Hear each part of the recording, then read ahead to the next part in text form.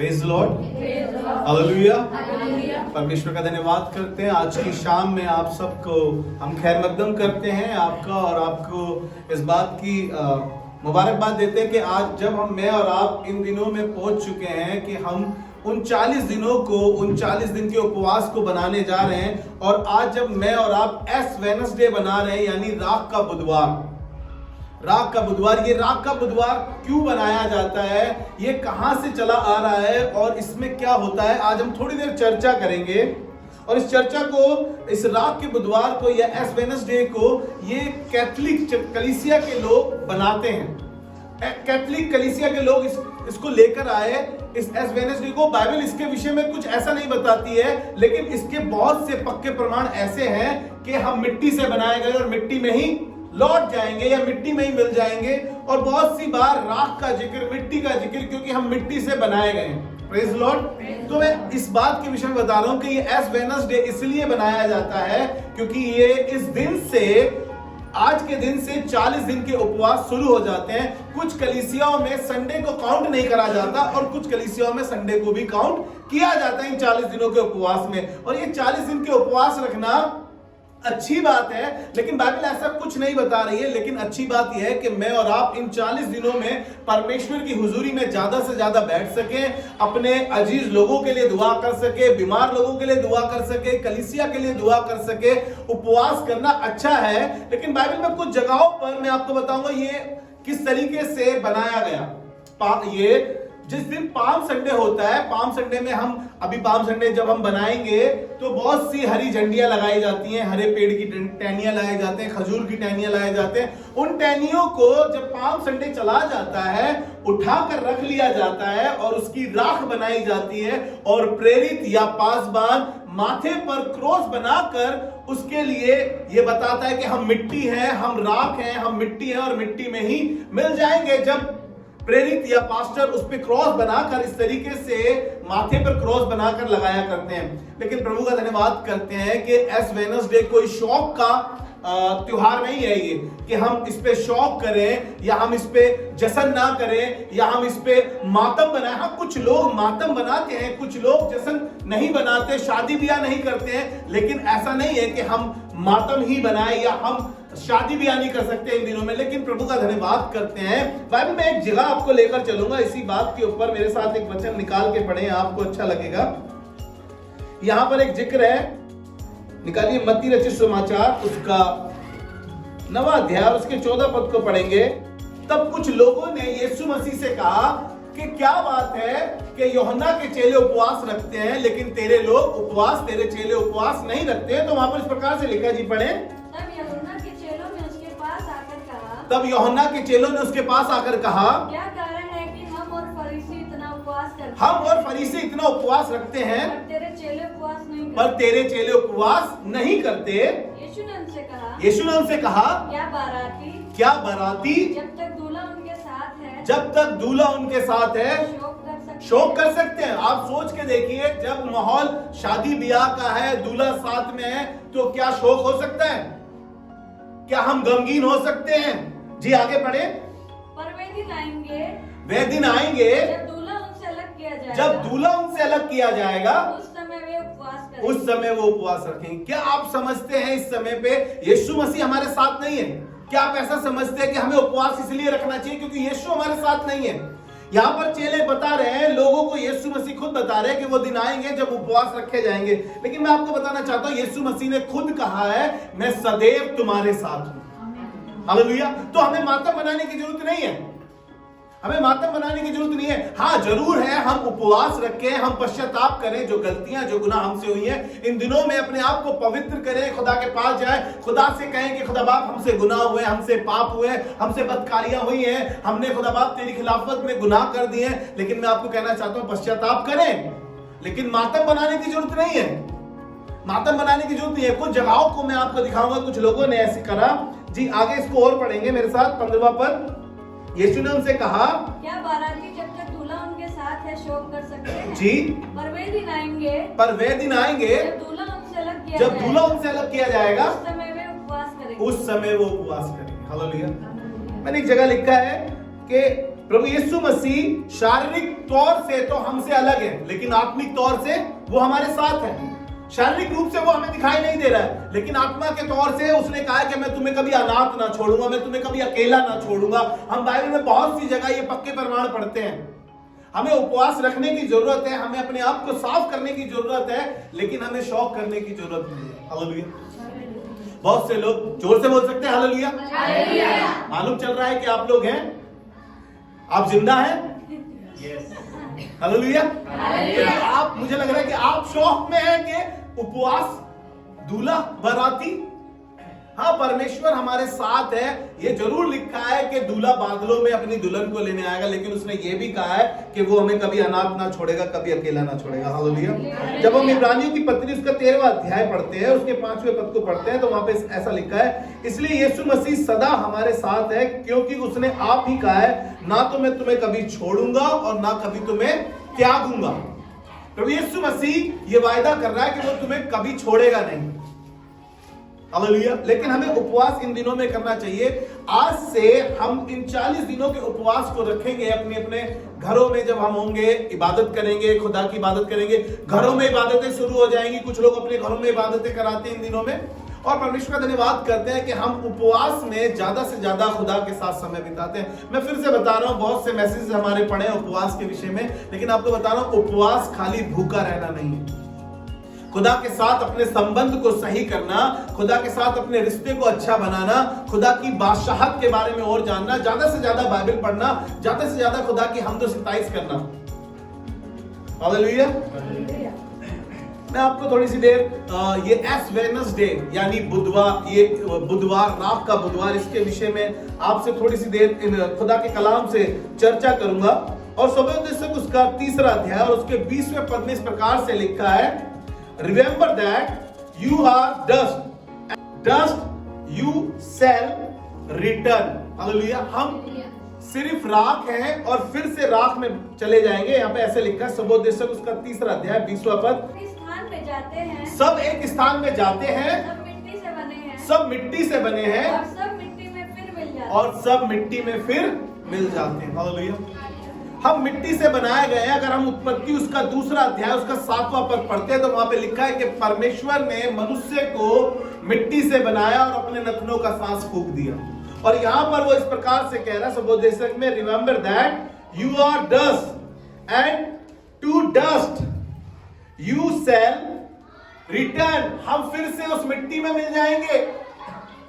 और बाइबल ये पक्के प्रमाण से कह रही है। तब अब्राहम, लूत की कुछ बातें चल रही थी, परमेश्वर सदोम और अमोरा को नाश करने पर था, और ये डिटाई से उससे बातें कर रहा था इब्राहिम, और कहने लगा 27 पद में, फिर अब्राहम ने कहा, हे प्रभु सुन, मैं तो मिट्टी और राख हूं, तो भी मैंने इतनी रिटाई की है कि तुझसे बातें करूं। मेरा वजूद क्या है परमेश्वर प्रभु, मैं क्या हूं और मेरा क्या जीवन है, मैं तो मिट्टी और राख हूं। और वो कह रहा है हर इंसान मिट्टी से बनाया गया और मिट्टी में ही मिल जाएगा।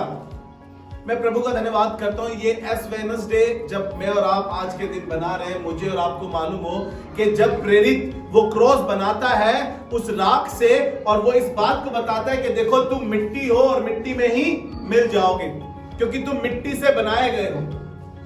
और परमेश्वर चाहता है कि हम इस बात को ध्यान रखते हुए जब हम एस वेडनेसडे बना रहे हैं और कहें कि प्रभु हाँ, हम जानते हैं कि हम इस मिट्टी से बनाए गए हैं और मिट्टी में ही मिल जाना है हमारे को। हम इस विश्वास से उस क्रॉस को बनवाए अपने माथे पे कि परमेश्वर प्रभु जी कि हम जानते हैं कि हम कौन हैं। हालेलुया। इब्राहिम खुद इस बात को कह रहा है, और मेरे साथ निकाल के पढ़े सुबोधेशक उसका 12वां अध्याय और उसके 7वें पद में इस प्रकार से लिखा है, मिट्टी ज्यों की त्यों मिट्टी में मिल जाएगी और आत्मा परमेश्वर के पास लौट जाएगी। Praise the Lord. फिर मिट्टी ज्यों की त्यों मिट्टी में मिल जाएगी और आत्मा परमेश्वर के पास जिसने उसे दिया लौट और आत्मा परमेश्वर के पास जिसने उसे दिया है लौट जाएगी। क्योंकि हमने उत्पत्ति दूसरे अध्याय 7वें पद में पढ़ा कि मनुष्य मिट्टी से बनाया गया है और मिट्टी से बनाया गया, और परमेश्वर ने उसने अपने नथनों की सांस फूकी, परमेश्वर ने अपना आत्मा उसमें दिया है। इसलिए यहां पर यह कह रहा है जब मिट्टी जो की तो मिट्टी में मिल जाएगी और आत्मा जिसके पास है उसके पास लौट जाएगा। Praise the Lord.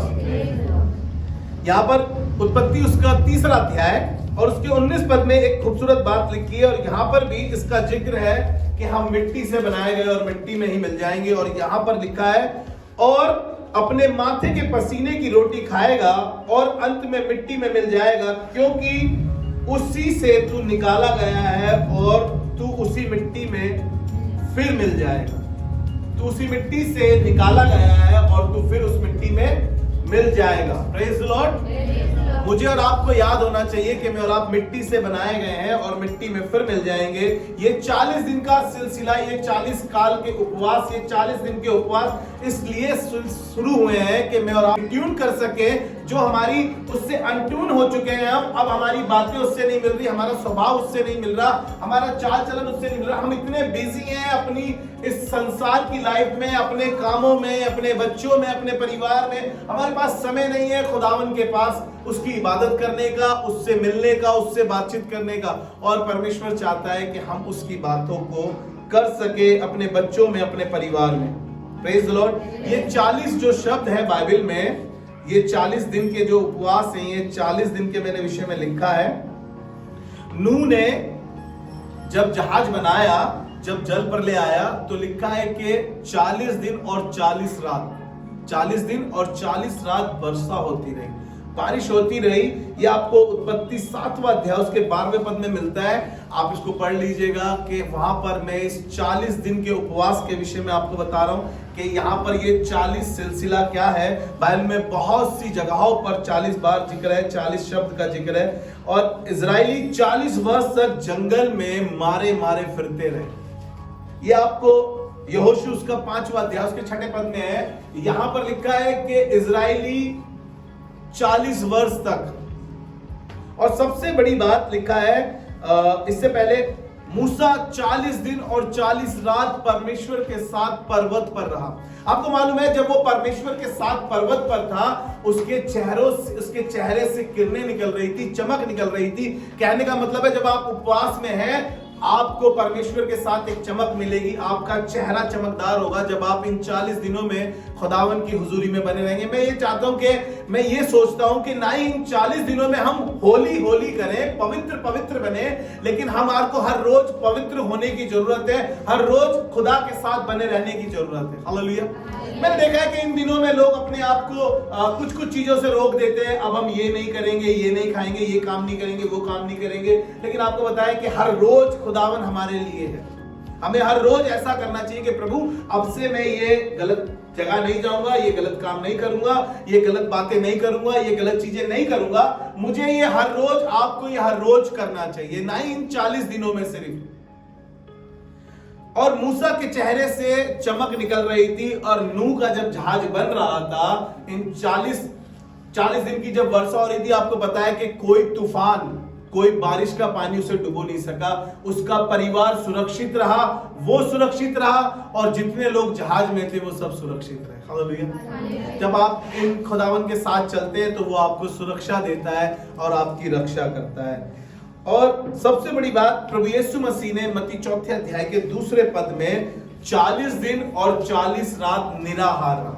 40 दिन और 40 रात निराहार रहा। उसने कोई भी ऐसा काम, ऐसी चीज नहीं खाई जिससे उसका उपवास टूट सकता था। उसने 40 दिन और 40 रात भूखे प्यासे रह के तैयारी करी। किस बात की तैयारी करी उसने? ताकि मैं और आप आनंद से रह सके, खुशी से रह सके, शैतान के चुंगलों से, शैतान की बातों से, शैतान के उस प्लानिंग से हम बचे रह सके। इसलिए उसने ये 40 दिन और 40 रात उपवास रखा। जब आप इन 40 दिनों में उपवास रखेंगे, अपने घरों में इबादतें कराएंगे, मैं आपको बताना चाहता हूं अपनी तैयारी करें इस बात की कि आसमान से खुदा एक दिन मुझे लेने आएगा, मैं बेदाग और बेचुर्री दिखाई दूं, मुझ में कोई ऐब ना दिखाई दे। जब मैं न्याय सिंहासन के सामने खड़ा हूं तो आसमान का खुदा कह सके, हे मेरे पिता के धन्य लोगों, ये दाहिनी ओर तुम्हारी तरफ है, आओ परमेश्वर के राज्य में आपका स्वागत है। हालेलुया। हम परमेश्वर के साथ जब चलें तो इस तरीके से हमारा हो।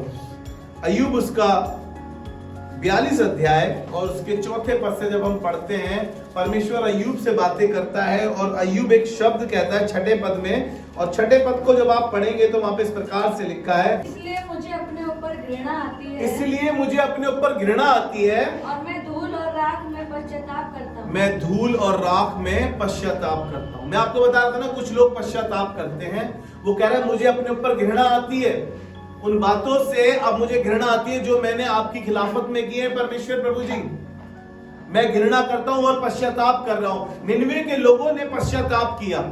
योना की पुस्तक जब हम पढ़ते हैं तो लिखा है निनवे के लोगों ने क्या किया, पश्चाताप किया, और वहां पर परमेश्वर ने अपने एक सेवक को भेजा और कहा कि निनवे के लोगों को जाके कहो उनके गुनाह, उनके पाप इतने बढ़ गए, मैं उन्हें नष्ट करने पर हूं, तू जाकर उन्हें समझा और सिखा। लेकिन वो परमेश्वर की बात ना मानकर तर्शीश को चला गए निनवे की जगह जाने को। लेकिन प्रभु का धन्यवाद करते हैं, जब योना ने निनवे में प्रचार किया, लिखा है वहां पर कि उस वहां के लोगों ने, वहां के बच्चों ने, वहां के सब लोगों ने, राजा तक ने अपने कपड़े उतारे, और लिखा है वो टाट पहनकर राख में बैठ गए और पश्चाताप करने लगे। ये आपको मिलेगा योना की पुस्तक उसका 4था अध्याय और उसके 3रे अध्याय के 4थे पद में। योना की पुस्तक उसका 3रा अध्याय उसका 4था पद, जी पढ़े। योना ने नगर में प्रवेश करके एक दिन की यात्रा पूरी की, हाँ, और यह प्रचार करता रहा। अब से 40 दिन के बीतने पर निनवे उलट दिया जाएगा। अब से 40 दिन के बीतने पे निनवे उलट दिया जाएगा। तब निनवे के मनुष्य ने परमेश्वर के वचन की प्रतीति की, हाँ, और उपवास का प्रचार किया और गया, उपवास का प्रचार किया गया, और बड़े से लेकर छोटे तक सबों ने टाट ओढ़ा, और सबों ने टाट ओढ़ा। तब यह समाचार निनवे के राजा के कान में पहुंचा, जी, और उसने सिंहासन पर से उठ अपने राजकीय वस्त्र तार कर टाट ओढ़ लिया, हाँ, और राख पर बैठ गया। आगे लिखा है कि जानवर तक उपवास कर रहे थे, टाट पहन के बैठे थे, राख में बैठे थे। मैं आपको इसलिए बता रहा हूं, आप ये राख का बुधवार बना रहे हैं, इस राख के बुधवार पे, इस एस वेडनेसडे पे आप अपने आप को यही समझे कि खुदाबाप हम डिटाई से, इब्राहिम की तरह कह सके, प्रभु हम कई बार डिटाई से तुझसे बहुत सी बातें करते हैं, लेकिन हमारा वजूद क्या है, हम क्या है, हम मिट्टी और राख हैं। Praise the Lord. और हम परमेश्वर के हाथों की कारागरी हैं, और परमेश्वर के हाथों में ही बने रहे तो हमारे लिए अच्छा है। हम उसके हाथ से छूटे ना, भागे ना, दुनिया में बर्बाद होने के लिए, दुनिया में खराब होने के लिए ना जाए, लेकिन परमेश्वर पर अपना तवक्कुल, अपना ईमान बनाए रखे, ताकि इस एस वेडनेसडे पर आप खुदा के साथ अपने संबंध को, अपने रिश्ते को और अच्छा कर सके। खुदावन की निगाह में अच्छे नहीं है, उनसे अपने मनों को फिराएं। और खुदावन एक शहर के विषय में कह रहा है, अगर मैंने ये बैतसैदा में किया होता तो वो कब का अपना मन फिरा लेते। और परमेश्वर चाहता है कि हम अपने मन को खुदावन की ओर लगाएं। आइए अपनी आंखों को बंद करें और दुआ करें। खुदावन हम आपसे प्रार्थना करते हैं इस समय परमेश्वर प्रभु, जब हमने आज खुदावन तेरे कलाम से बहुत सी बातों को सीखा है परमेश्वर प्रभु, दुआ करते हैं एक एक का आने वाला ये लैंड डेज परमेश्वर प्रभु, ये उपवास के दिन अच्छे रहें प्रभु, घरों में इबादत हो, इनकी जिंदगियों में खुदावन तेरी हुजूरी हो, और खुदावन सबके घर से बीमारियां, कर्जे दूर हो, अंधकार की चीजें दूर हो, और खुदावन यीशु मसीह वो काम जो तुझे पसंद नहीं हमारी जिंदगी से दूर होने पाए, यीशु मसीह के नाम में आमीन।